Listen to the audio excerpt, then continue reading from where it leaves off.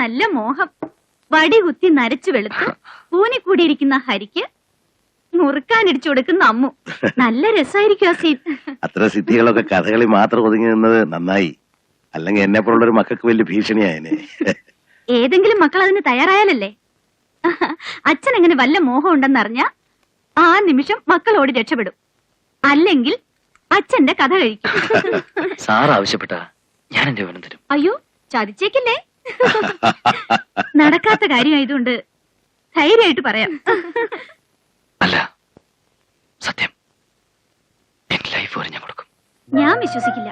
ഞാൻ വിശ്വസിക്കുന്നു. കൊടുക്കുന്നതിനേക്കാൾ പ്രധാനം കൊടുക്കാനുള്ള മനസ്സാണ്.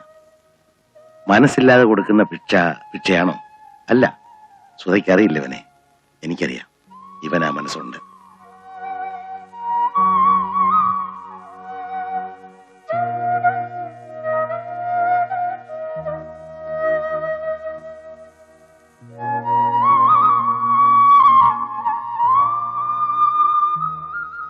സോറി. എന്ത് പറ്റി ഹരിയേട്ടാ? സോറി.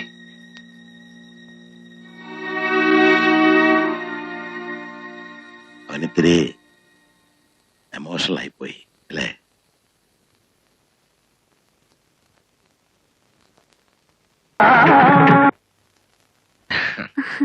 എന്നെ കണ്ടതുകൊണ്ടാണോ നിർത്തിക്കളഞ്ഞത്?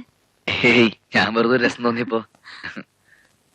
ഇത്ര നന്നായി പാടുമെന്ന് ഞാൻ കരുതിയില്ല. അമ്മുവിന്റെ ഭാഗ്യം. സാർ ഉറങ്ങിയോ? ഇല്ല, ഇന്ന് അദ്ദേഹം വലിയ സന്തോഷത്തിലാ. പാട്ടുകൂടി കേട്ടപ്പോ പറയാനുമില്ല. എനിക്ക് ഹരിയോട് അസൂയ തോന്നുന്നുണ്ട് കേട്ടോ. എന്നോടോ? അത്ര പ്രശംസയൊന്നും വേണ്ട. അസൂയ പാട്ടുകാരനോടല്ല, ഹരിയെ എന്തിഷ്ടാണ് അദ്ദേഹത്തിന്. ഓ, അതോ? എങ്ങനെയാ ഇത് മുഴുവൻ പിടിച്ചു വാങ്ങിയത്? സ്നേഹം കൊടുത്തിട്ട്. കൊടുക്കാനും തരാനും മറ്റാരും എനിക്കില്ല. എന്നെ കുറിച്ച് മറ്റൊന്നും അറിയില്ലായിരിക്കല്ലേ? ചിലതൊക്കെ. ചിലതൊക്കെ എനിക്കും അറിയൂ. അച്ഛനും അമ്മയും ഉണ്ടോന്ന് എനിക്ക് ഉണ്ടാവായിരിക്കും അല്ലേ? ഏതെങ്കിലും ഒരു സ്ത്രീ പ്രസവിക്കാതെ എങ്ങനെയാ ഞാൻ, അല്ലേ? ഓർമ്മയിലുള്ളത് ചിരട്ടയിൽ താളം മുട്ടി സിനിമാ പാട്ട് പാടി നടന്നിരുന്നൊരു കാലം. ഒരു ഹോട്ടലിൽ എച്ചിത്തൊട്ടിയിൽ നിന്നാണ് സാറിനെ പിടിച്ചെടുക്കുന്നത്. അതിനു മുമ്പ് എന്നെ കണ്ടിട്ടുണ്ട്. അത്രേ പാട്ടുപാടി കൈനീട്ടി നിൽക്കുമ്പോ ഭിക്ഷ തന്നിട്ടുണ്ട്. ഇപ്പോഴും തരുന്നു. ഈ ശരീരവും ജീവിതവും ഒക്കെ സാറ് തരുന്ന ഭിക്ഷ തന്നെയാ. ഞാൻ ബോറടിപ്പിച്ചില്ലേ? വെറുതെ വേണ്ടാത്തൊക്കെ പറഞ്ഞു. സോറിട്ടോ.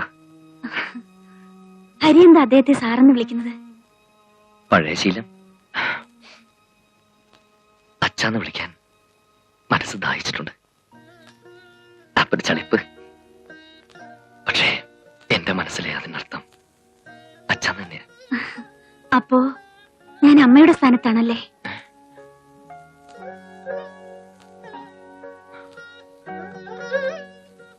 കിടന്നോളൂ.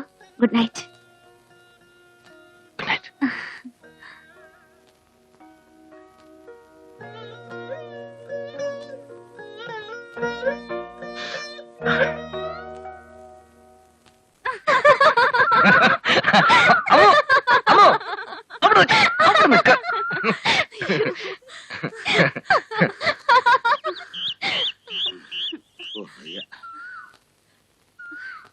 കുട്ടികളോട് മത്സരിക്കേണ്ട വല്ല ആവശ്യം ഉണ്ടായിരുന്നോ?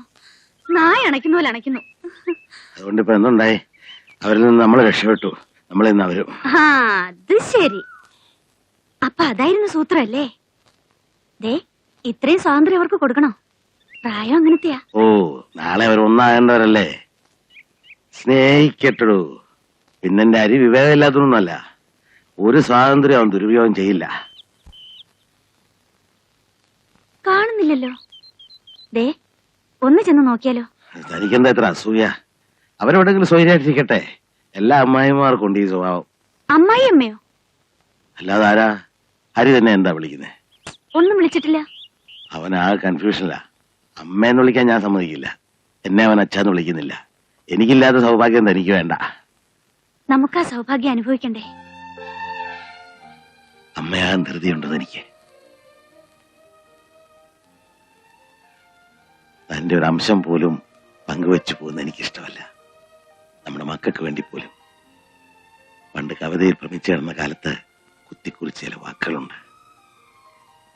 പ്രിയമുള്ളവളെ, എല്ലാറ്റിനോടും എനിക്ക് പകയോ അസൂയയാണ്. നിന്നെ തലോടുന്ന കാറ്റിനോട്, നിന്നെ പൊതിയുന്ന ഉടയാടകളോട്, നിന്റെ മുടിത്തുമ്പിൽ സുഖം പറ്റുന്ന പൂക്കളോട്, ഒരു കള്ളനെ പോലെ എനിക്കുള്ള ചുംബനങ്ങൾ കവർന്നെടുക്കുന്ന നിന്റെ തലയിണകളോട്. അതെന്നാ ഞാനും പറഞ്ഞു. രണ്ടും കൂടെ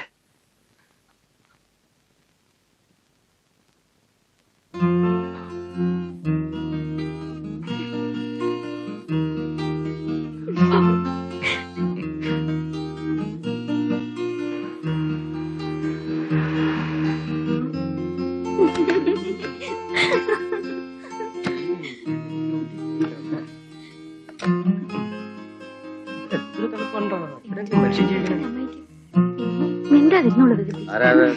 ഞാനാണ് ആരാണെന്ന് ഞാനാണെന്ന് നമസ്തേ നമസ്തേ എന്നാ.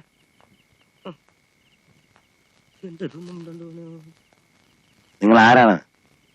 ഈശ്വര, ഇത്ര പെട്ടെന്ന് മറന്നുപോയോ? ദേ ഇത് ഞാനാ. ആഹാ, ആ താനായിരുന്നു. ഞാൻ വിചാരിച്ചതോ കള്ളുകൂടിയന്മാരാണെന്ന്. അല്ല, എന്റെ പെട്ടിമേലേക്ക് സൂക്ഷിച്ചു നോക്കണേ. NS വിചാരിക്കും എഴുതി തീർന്ന അധ്യായങ്ങൾ ഇതിലിട്ട് കൊണ്ടുപോകാനാണെന്ന്. സത്യത്തിൽ അതിനല്ല.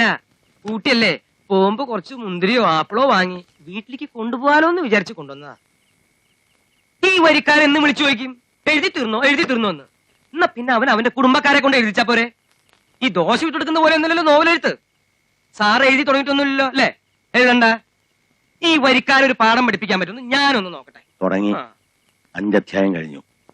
മാത്രമല്ല, ഇത് കഴിഞ്ഞ ഉടനെ മറ്റൊന്ന് തുടങ്ങാൻ പോവാണ്. അയ്യോ, എന്നാ അതും എനിക്ക് തരണേ. ഈസി ബുക്സ് ഒന്ന് രക്ഷപ്പെടട്ടെ. അങ്ങനെ ഈസി ബുക്സ് രക്ഷപ്പെടണ്ട. അരേ, നല്ല ചൂടായിട്ട് ചായ എടുക്കാൻ ചിറ്റമ്മയോട് പറഞ്ഞേ. ഓ.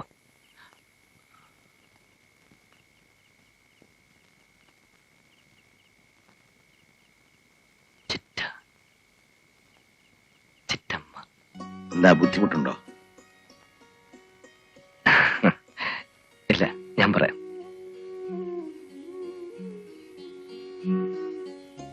പിടികിട്ടിയില്ലല്ലേ? ഇല്ല. മകനാ. ആ. വാ. ചിറ്റേ, ആ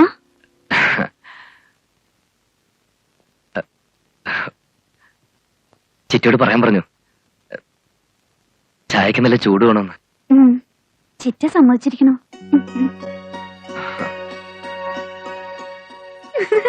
അയ്യേ, എന്താ വിളിച്ച ചിറ്റോ? എന്ന് വെച്ചാൽ എന്താ? എന്ന് വെച്ചാ കുന്തം. എടി, നമ്മളൊക്കെ ചെറിയമ്മേന്ന് വിളിക്കില്ലേ? അതിന് തെക്കോട്ടൊക്കെ ചിറ്റമ്മേന്ന് പറയാ. ചിറ്റ. അമ്മായിന്ന് വിളിച്ചാ മതിയായിരുന്നു. അയ്യടാ, കഴുത.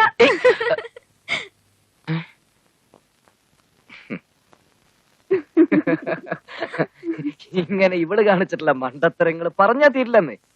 പണ്ടാരോ ഇവളോട് പറഞ്ഞു, ഇവളുടെ ശബ്ദം നല്ലതാണ്, പാട്ട് പഠിക്കണമെന്ന്.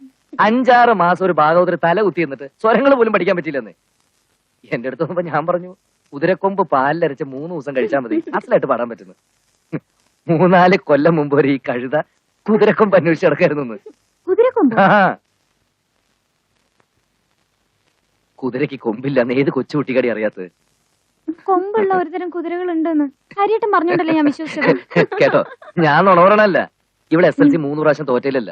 1-ാം ക്ലാസ് മുതൽ 9-ാം ക്ലാസ് വരെയുള്ള പടികളെല്ലാം ചവിട്ടി കയറി 1 കൊല്ലം പോലും തോക്കാതെ ഇവളെങ്ങനെ 10-ാം ക്ലാസ് വരെ എത്തി എന്നുള്ളത് ലോക അത്ഭുതമല്ലേ? മതി ചിരിച്ചത്. ബുദ്ധി ബോധമൊന്നുമില്ല, സമ്മതിച്ചു. അമ്മു, നമ്മൾ വെറുതെ തമാശ പറയണതാ. പറഞ്ഞോളൂ. നിങ്ങൾ ബുദ്ധിയും ബോധമൊക്കെ ഉള്ളവര്. കാര്യേട്ടൻ പറഞ്ഞൊക്കെ മാത്രമേ അമ്മ വിശ്വസിച്ചിട്ടുള്ളൂ. ഇനി എന്ത് നുണ പറഞ്ഞാലും വിശ്വസിച്ചെന്ന് വരും. പക്ഷെ അത് ബുദ്ധിയില്ലാത്തോണ്ട് മാത്രമാണെന്ന് വിചാരിക്കരുത് കേട്ടോ. അമ്മോ, അമ്മോ. അയ്യോ, ഇനി എന്താ ചെയ്യാ? ഓ, ഒന്നുമില്ലെന്ന്. ഇതൊക്കെ ഇപ്പൊ തീരും. ഞാൻ എന്തൊക്കെ പറഞ്ഞ് കളിയാക്കുന്ന? ഇത് അവൾക്ക് ശരിക്കും ഫീൽ ചെയ്തിട്ടുണ്ട്. കരയുന്ന ഞാൻ വിചാരിച്ചേ. ഞാൻ വിളിച്ചോണ്ട് വരാം. ഇപ്പൊ ചെന്ന് വിളിച്ച അവള് വലിയ പത്രാസ് കാണിക്കും. ചിറ്റി അവിടെ ഇരിക്കേ, അവള് വരും. നല്ല കുട്ടിയാണ് കേട്ടോ അവൾ. ചിലപ്പോ നമുക്ക് ദേഷ്യം വരും. എന്നാലും എനിക്ക് വലിയ ഇഷ്ടം അവള്.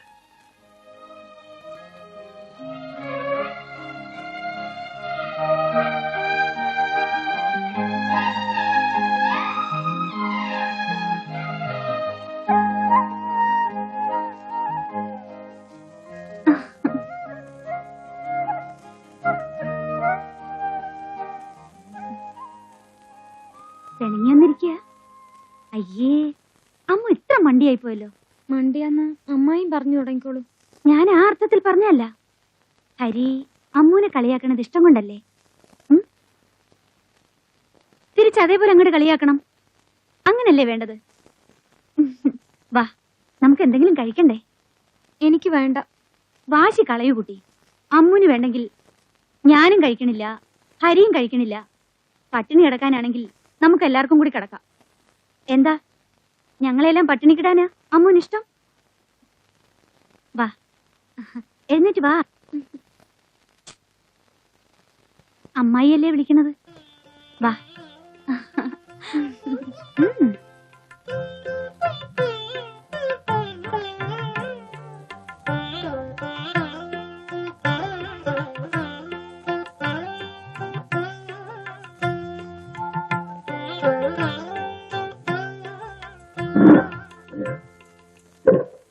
ഇവക്ക് അമ്മയുടെ സ്വഭാവം കുറെ കിട്ടിയിട്ടുണ്ട്. വയറ്റില് തീ പിടിച്ചപ്പോ വഴക്കും പോയി പിണക്കവും പോയി. കഴുത. ഹരി, മതി. കളിയാക്കൽ കുറച്ച് കൂടുന്നുണ്ട്. ഇനി എന്റെ അമ്മൂനെ കളിയാക്കിയ നല്ല അടി വെച്ചു തരും. ഓ, ഇപ്പൊ നിങ്ങളൊന്നായി, നമ്മള് പുറത്ത്. ഞാനല്ലേ പുറത്ത്? കഴുത. കഴിയാമോ, ലോകത്തെ ഏറ്റവും അനുസരണയും ഭക്തിയുള്ള മൃഗം കഴുതയാണ്. ആ ഗുണങ്ങളൊക്കെ ഉള്ള മൃഗത്തിന് പേര് വിളിക്കുന്ന മോശമാണോ? അത് കഴുതയല്ലേ, ഇത് മരക്കഴുത. അമ്മോ, അമ്മോ, എന്ത് കഷ്ട ഹരി ഇത്. അത്ര ഗൗരവാണെങ്കിൽ അവള് പോട്ടെന്ന്. ഒരു രാത്രി പട്ടിണി ഇറന്ന ചത്തു പോത്തൊന്നുമില്ല. ഇത്തിരി തടിയും കുറയും. തമാശ ഇത്തിരി കൂടുന്നു. അധികമായാൽ ആരും അത് സഹിക്കില്ല.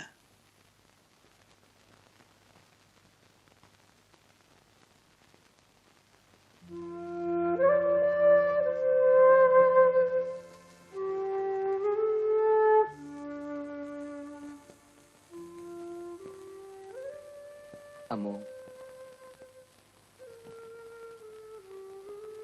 അമ്മൂട്ടിയെ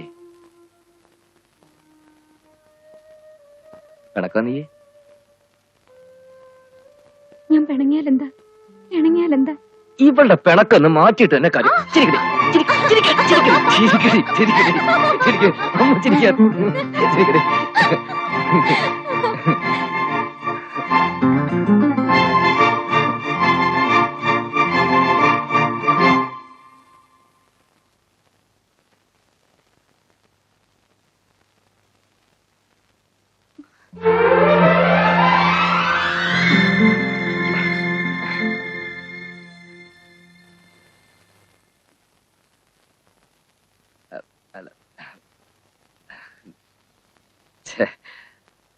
ഇവിടെ പട്ടിണിയൊന്നല്ല കേട്ടോ. ഇവിടെ വയറ് നിറച്ച ആപ്പിൾ കഴിച്ചിട്ട് കള്ളി. അത് മനസ്സിലായല്ലോ. ഇനി പൊയ്ക്കോളൂ. ഓ,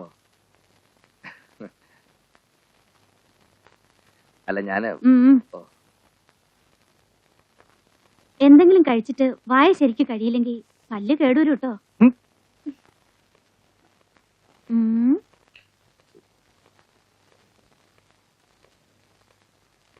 ഹരി എന്തൊക്കെ കഴിച്ചുന്ന് അമ്മൂന് മനസ്സിലായിട്ടുണ്ടാവും. ദാ, ഈ പാലുകൂടി കുടിക്കൂ, എന്നിട്ട് വാതിലടച്ചോളൂ. ഇനി എന്തൊക്കെ കഴിച്ചുന്ന് ഹരി അറിയണ്ട.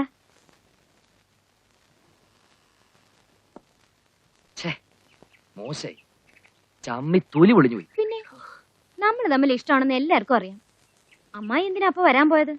വരികയാണെങ്കിൽ തന്നെ ഇങ്ങനെ പൂച്ചയെ പോലെ പമ്മി വരണോ?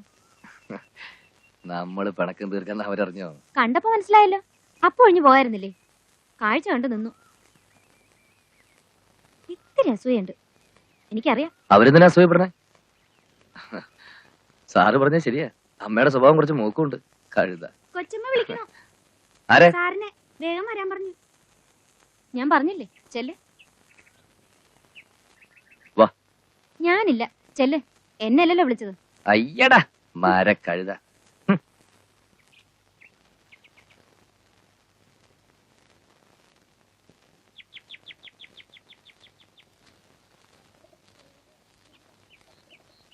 ആ ഹരി, ഇയാളുടെ ഒരു ഡാൻസ് പ്രോഗ്രാം ഉണ്ട് ബാംഗ്ലൂർ അടുത്ത ആഴ്ചയില്. ആ. അതിപ്പോ ക്യാൻസൽ ചെയ്യേണ്ടി വരുമെന്നാണ്. എന്താ ചെയ്യണ്ടേ? ക്യാൻസൽ ചെയ്യാം, അത് തന്നെയാ നല്ലത്. എന്താ കാര്യം? ഇവരുടെ ഓർക്കസ്ട്ര ഒരു 4-5 പേരുടെ ഗ്രൂപ്പ് ഉണ്ടായിരുന്നു, അവര് വരില്ലെന്ന്. എന്തുപറ്റി? വന്നാൽ തല്ലി കൈയും കാലും ഒടിക്കുമെന്ന് ഭീഷണിപ്പെടുത്തിയിരിക്കുക. ആര്? സുധയുടെ അച്ഛനും സഹോദരന്മാരും. ആ ട്രൂപ്പിലെ ഒരാളാ, ചോദിച്ചു നോക്ക്. ഞങ്ങളൊക്കെ മദ്രാസിലുള്ളവരാ. അവിടെ ഞങ്ങളുടെ നിലനിൽപ്പ് നോക്കണ്ടേ സാർ? അവരൊക്കെ വിചാരിച്ച ഞങ്ങളെ പല വിധത്തിൽ ഉപദ്രവിക്കാൻ പറ്റും. അതുകൊണ്ട് പ്രോഗ്രാം ക്യാൻസൽ ചെയ്യുന്നതിനാ? ലോകത്ത് ഈ ഒരു ട്രൂപ്പ് മാത്രമേ ഉള്ളൂ. ഞാൻ കൊണ്ടുതരാന്നല്ല 1-2 പ്ലേയേഴ്സിനെ. പാട്ട് ഞാൻ പാടാം. ആ, അത് നിന്നോടൊന്ന് ചോദിക്കാനാ വിളിച്ചത്. അത് ശരിയാവില്ല. ഇനി എത്ര റിഹേഴ്സൽ എടുക്കണം? പിന്നെ പാട്ട് ഹരി വിചാരിക്കുന്ന പോലല്ല. എന്താ, ഞാൻ അത്ര മോശമാണോ? എന്ന് ഞാൻ പറഞ്ഞില്ലല്ലോ. കച്ചേരി നടത്തണ പോലെ അല്ല ഡാൻസ്. അതൊരു പ്രത്യേക പരിചയ. ഞാനൊന്ന് ശ്രമിച്ചു നോക്കുന്നതിൽ വിരോധമുണ്ടോ?